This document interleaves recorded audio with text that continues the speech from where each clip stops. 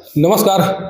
धौरडांड थाना क्षेत्र में बीती रात एक घटना सामने आई है, जिस घटना के बाद अभी एसपी रोशन कुमार जी के द्वारा प्रेस वार्ता का आयोजन किया गया। क्या कुछ जानकारी दी गई, इन्हीं से बात कर जानने की कोशिश करते हैं। सर, कल जो घटना सामने आई है सर, उसमें क्या जानकारी मिली है अभी तक? कल शाम को धौरडांड थाना क्षेत्र में घटना प्रतिवेदित हुई, जिसमें शाम 5:15 बजे के आसपास मैट्रिक का एग्ज़ाम देके कुछ बच्चे जा रहे थे ऑटो से, जिस पर गोली चली। उसमें एक जो बच्चा था वो दो बच्चे जख्मी हो गए थे, जिसमें एक की मृत्यु इलाज के क्रम में हो गई। क्योंकि घटना के बाद तुरंत थानाध्यक्ष और अनुमंडल पुलिस अधिकारी घटनास्थल पर पहुंचे और इसमें आगे जांच करने में स्पष्ट बात सामने आई कि सोरा हाई स्कूल में एग्ज़ाम के दौरान या उससे पहले भी जो बच्चे पढ़ते हैं उन्हीं में आपस में विवाद हुआ था। इसमें जो विधि विरुद्ध बालक जिसने इस घटना को अंजाम दिया है, उसको निरुद्ध करने पर उसके द्वारा घटना में प्रयुक्त हथियार भी बरामद कराया गया और उससे पूछताछ और अन्य चीज़ों से जो बातें सामने निकल के आई हैं, उससे स्पष्ट होता है कि जो इसमें विधि विरुद्ध बालक था, उसको उसी के स्कूल के कुछ लड़के पिछले 1.5-2 साल से अलग अलग मौके पे अलग अलग कारणों से उसको प्रताड़ित करते थे। उसके बाद मारपीट करना, उसको ह्यूमिलेट करना, इस तरह की चीज़ें कर रहे थे, जिसकी शिकायत उसने कई बार स्कूल में की, लेकिन जैसा आमतौर पे होता है कि उसकी बात को उतनी गंभीरता से नहीं लिया। इसी बीच कल की घटना से एक दिन पहले भी एग्जामिनेशन इंटरव्यू पे उसके साथ इन्होंने कुछ लड़कों ने बदतमीजी की, मारपीट किया। इससे पहले जो प्री बोर्ड एग्जाम होता है उसमें भी उसका एग्जामिनेशन के बाद क्वेश्चन पेपर वगैरह फाड़ दिया गया था, जिसकी शिकायत उसने अपने पेरेंट्स से की थी, लेकिन माँ बाप ने थोड़ा इसको उतना गंभीरता से नहीं लिया। उसके बाद उसी घटना से कुंठित होकर उसने कल इस घटना को अंजाम दिया। इसमें जो लड़का उसको परेशान कर रहा था और उसके साथ जो बाकी दोस्त थे, वो कल एक ऑटो में सवार होकर जो दरिगांव में उनका परीक्षा केंद्र था वहाँ से निकले। उसने ऑटो को देख लिया कि इसी ऑटो में वो निकल रहे हैं, उसी ऑटो के पीछे रहा और धौरडांड थाना क्षेत्र में टाटा मोटर्स के शोरूम के पास उसने ऑटो पे गोली चलाई, जिसमें 2 लोग जख्मी हुए। लेकिन दुर्भाग्य इसमें यह था कि उन दोनों लड़कों से इस घटना का कोई लेना देना नहीं था। वो किसी और जो लड़का उसको परेशान कर रहा था उससे बदला लेना चाह रहा था, लेकिन अंधाधुंध गोली चलाने के चक्कर में उसमें 2 निर्दोष बच्चे, जिनका इस घटना से कोई लेना देना नहीं था, वो जख्मी हो गए, जिसमें से एक की इलाज के क्रम में मृत्यु हो गई। घटना का समय बताया जा रहा है कि 9 बजे, कितने बजे का समय है? ना, कल शाम 5:15 के आसपास एग्जाम के बाद जब लोग निकल रहे थे उस समय की घटना, 5-5:15 के आसपास। सर, इस तरह के मामले जो आ रहे हैं, अभी जो मीडिया में खबरें आ रही हैं कि गुमशुदगी का मामला बढ़ते जा रहा है, इस तरह के मामले आ रहे हैं, उसको लेकर पुलिस के स्तर से जो काम हो रहे हैं उस पर तो सब लोग देख रहे हैं।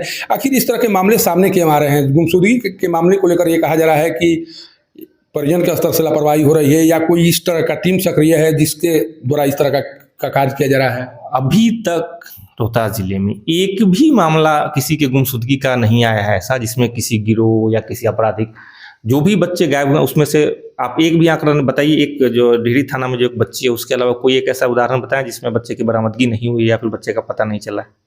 नहीं, बरामदगी का मामला नहीं है सर, ये जो गुमशुदगी हो रहा है उसके पीछे पुलिस अभी तक जो इसमें सिर्फ पुलिस की भूमिका नहीं है, इसमें कई सारे फैक्टर्स हैं। कई बार बच्चों का अलग अलग एज ब्रैकेट होता है। कुछ बच्चे हैं जिनकी भागने की उम्र नहीं है, वो अगर गायब होते हैं तो ये पुलिस या परिवार के लिए भी बहुत चिंताजनक स्थिति होती है कि बच्चा आदि गायब कैसे हो सकता है। वैसे घटनाओं को हम अत्यंत ही गंभीरता से लेते हैं। दूसरा एज ब्रैकेट है जिनके किसी भी कारण से परिजनों से नाराज होकर या किसी भी अलग कारणों से जो घर से चले जाते हैं, उस घटना में अलग तरीके से अनुसंधान किया जाता है। तो आप एक घटना को किसी भी इंसिडेंट को जनरलाइज नहीं कर सकते कि बच्चे में अलग अलग एज कैटेगरी होती है। उस एज कैटेगरी के अकॉर्डिंग उस घटना में जांच करने के बाद पता चलता है कि बच्चा किस कारण से गायब हुआ, उसके हिसाब से हम लोग अनुसंधान इसमें करते हैं। तो ऐसा ही कोई घटना नहीं है। आप सिर्फ एक घटना को लेके आप उदाहरण नहीं दे सकते। हर दिन कोई ऐसा दिन नहीं है जब कुछ बच्चे गुमशुदा बच्चे मिलते नहीं है, घर से किसी कारण से चले गए, थानों में बरामद होती है। आम जनता के सहयोग से, सोशल मीडिया के सहयोग से उनको उनके परिवार के पास। परिजन जानना चाह रहे थे कि आखिर जो पुलिस अनुसंधान कर रही है तो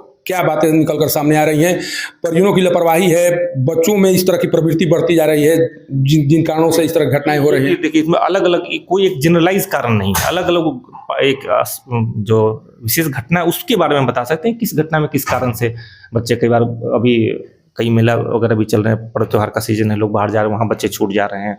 बच्चे कई बार घर से स्कूल ट्यूशन के बाहर निकलते हैं। कई बार बहुत सारे तरह के फैक्टर्स हैं। किसी एक पर्टिकुलर फैक्टर या किसी एक व्यक्ति विशेष या संस्था विशेष को इसके लिए जिम्मेदार ठहराना संभव नहीं है। ये गार्जियंस के लिए भी और हम लोग ऐसे भी इसमें कोशिश कर रहे हैं जो SOP उसके अकॉर्डिंग जो जितने रेलवे स्टेशन है, जितने बस स्टैंड है, ऑटो स्टैंड है, उनसे हमेशा पुलिस का समन्वय रहता है कि कोई बच्चा अगर मिलता है तो तुरंत पुलिस से संपर्क करते हैं। और पुलिस सोशल मीडिया के माध्यम से, आप लोग का भी जो अलग अलग न्यूज़ चैनल है वो लोग भी उस चीज़ को प्रसारित करते हैं और उसके आधार पर बच्चों को परिजनों से मिलाया जाता है। सर, कुंभ मेले को लेकर हाईवे पर जाम की जो स्थिति बनी हुई है, उसको लेकर कोई विशेष अभियान चलाया जा रहा है? किस तरह से पुलिस कार्य कर रही है, उसको लेकर क्या चल रहा है सर? देखिए, आप सबको पता है कि कुंभ में जो लोगों की संख्या जा रही है वो अप्रत्याशित है। कोई भी सिस्टम या कोई भी इस लेवल के भीड़ को, इस लेवल के क्राउड को हैंडल करने के लिए इक्विप नहीं।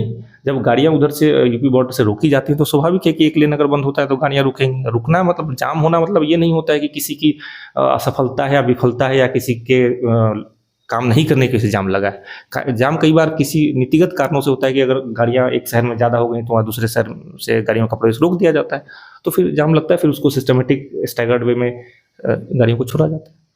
यह एसपी रोशन कुमार जी जो धौड़ान में हुई घटना के बारे में जानकारी दे रहे थे। मामले की पूरी जानकारी सामने आ चुकी है, पुलिस कार्य करना शुरू कर चुकी है। जिस तरह से घटना आई है, उस घटना के तत्परता के बाद से ही ये मामला सामने आ सका है, और जिस तरह से एसपी रोशन कुमार के द्वारा इस मामले में भी काम किया गया, उसी का परिणाम रहा कि घटना के उद्भेदन में बहुत देर तक बहुत विलम्ब नहीं हो सका। सासाराम से डेहरी से पब्लिक न्यूज के लिए सत्येंद्र चौबे की रिपोर्ट।